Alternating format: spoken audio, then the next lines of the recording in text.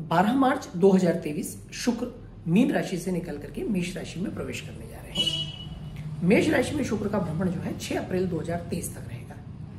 वर्तमान में शुक्र मीन राशि में है, जहां वो बृहस्पति के साथ भ्रमण कर रहे हैं। मीन राशि बृहस्पति की अपनी स्वयं की राशि है और मीन राशि शुक्र के लिए उच्च की राशि है। दोनों का ही संबंध कहीं ना कहीं धन और ज्ञान से है। एक देवों के गुरु है तो एक दैत्यों के गुरु है। गुरु धन के कारक ग्रह हैं, तो शुक्र विलासिता और वैभव के ग्रह हैं, जिसके लिए धन की आवश्यकता पड़ती है। यह हमारा विषय है शुक्र का राशि परिवर्तन।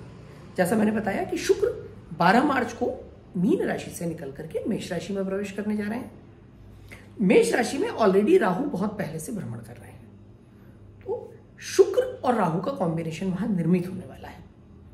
अब ये शुक्र और राहु का जो कॉम्बिनेशन है वो किन किन लोगों को प्रभावित करेगा, इस बारे में हम बात करते हैं इस वीडियो में। तो आइए अपनी यात्रा प्रारंभ करते हैं। देखिए, राहु एक भोगवादी ग्रह है और उसका कार्य किसी भी प्रभाव को विस्तार करके दर्शाना है। वो जब भी किसी और ग्रह के साथ रहता है तो उस ग्रह के प्रभाव को जो है वो बड़ा करके दिखाता है, बड़े रूप में, बड़े परिदृश्य में दिखाता है। राहु एक महत्वाकांक्षी ग्रह है, यानी महत्वाकांक्षाओं को बलवती करता है।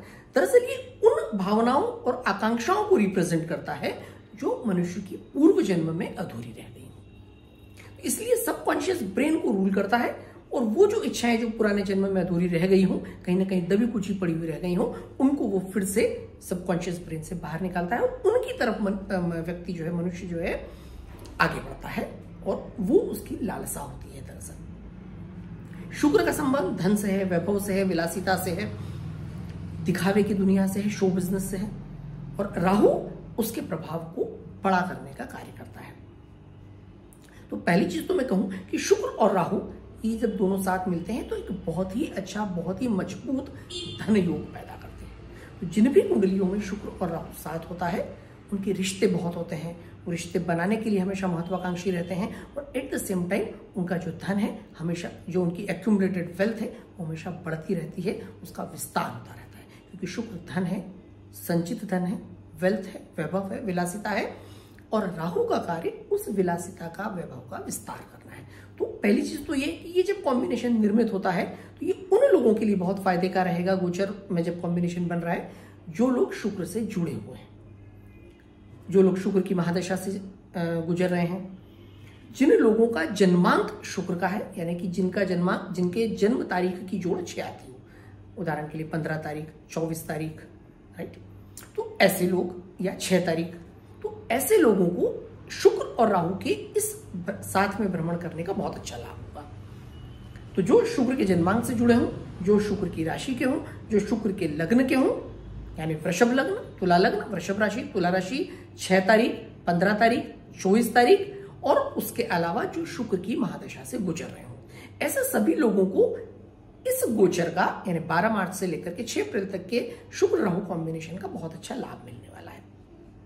पर दूसरी तरफ कहीं ना कहीं इसके दूसरे नुकसान भी हैं।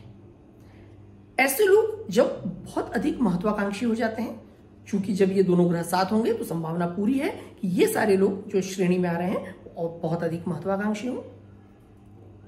इस परिस्थिति में क्या होगा? इस परिस्थिति में इनकी महत्वाकांक्षाएं और अधिक बलवती हो सकती हैं। बहुत सारे लोगों से ये जुड़ने की कोशिश कर सकते हैं, बहुत सारी पार्टीज में ये लोग जाने की कोशिश कर सकते हैं, विलासिता की सामग्री के संग्रह की तरफ बहुत अधिक आकर्षित हो सकते हैं। अचानक से कोई पैशन या जुनून इनके अंदर जाग जाए और आर्थिक स्थिति कमजोर होते हुए भी कोई ये बड़ा खर्च कर डालें, ऐसी परिस्थितियां निर्मित हो सकती हैं। तो यहां पर इन्हें अपनी महत्वाकांक्षाओं पर पूर्ण नियंत्रण रखना होगा, अपनी इच्छाओं पर पूर्ण जो है नियंत्रण रखना होगा। रिश्ते बनाते हुए, दोस्त बनाते हुए, लोगों के साथ जुड़ते हुए इस बात का विशेष रूप से ध्यान रखना होगा कि वो लोग हमारे स्तर के हैं नहीं है, उनसे हमें किसी प्रकार का नुकसान तो नहीं है। पार्टनरशिप्स करते हुए इस प्रकार का हमें विशेष रूप से ध्यान रखना होगा। इवन यहां तक कि इस दौरान जो लोग अविवाहित हैं उनके लिए कोई रिश्ते आ रहे हों तो वहां पर भी सोच समझ के निर्णय लेना होगा। किसी एक बिंदु पर जाकर के हम उस बात को जो है फाइनल ना कर दें। जो लोग विवाहित हैं उन्हें अपने दाम्पत्य जीवन पर बहुत ध्यान रखना होगा कि किसी भी प्रकार की दोनों के बीच में मतभेद पैदा ना हो, क्योंकि शुक्र और राहु ये कहीं ना कहीं आपसी वैमनस्यता को बढ़ाने के कार्य भी कई बार करता है। क्यों? क्योंकि एक कॉम्बिनेशन एक थोड़ा सेल्फिश सा कॉम्बिनेशन बन जाता है, इसलिए संभव है कि आपसी रिश्तों को किसी प्रकार का नुकसान इस दौरान 12 मार्च से 6 अप्रैल के बीच पड़े। शुक्र और राहु के कॉम्बिनेशन वाले लोगों के साथ कुछ स्वास्थ्य समस्याएं भी रहती है, जैसे नेत्र संबंधी रोग।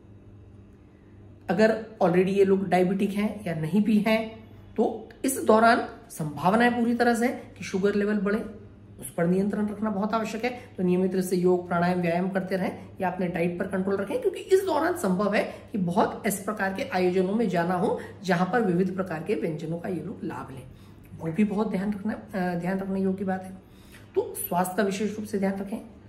ब्लड शुगर वगैरह से रिलेटेड इस प्रकार की कोई आपको बीपी से रिलेटेड कोई डिजीज है, उसका बहुत सावधानी से ध्यान रखें कि ऐसी संभावना निर्मित हो कि आपका बीपी शूट अप हो जाए, शुगर बढ़ जाए, नहीं है तो भी है तो भी। तो इन चीजों पर ध्यान रखें। किसी भी बात का तनाव ना लें। आप जुनूनी हो सकते हैं, आप पैशनेट हो सकते हैं, किसी चीज की प्राप्ति के प्रति बहुत आसक्त हो सकते हैं। उस दौरान एक संभावना बन सकती है कि वो चीज आपके हाथ से निकल रही हो या वो सफलता आपको नहीं मिल रही हो। संभव है आप तनावग्रस्त हो, कुछ दिक्कतें स्वास्थ्य संबंधी आपके साथ जुड़ी।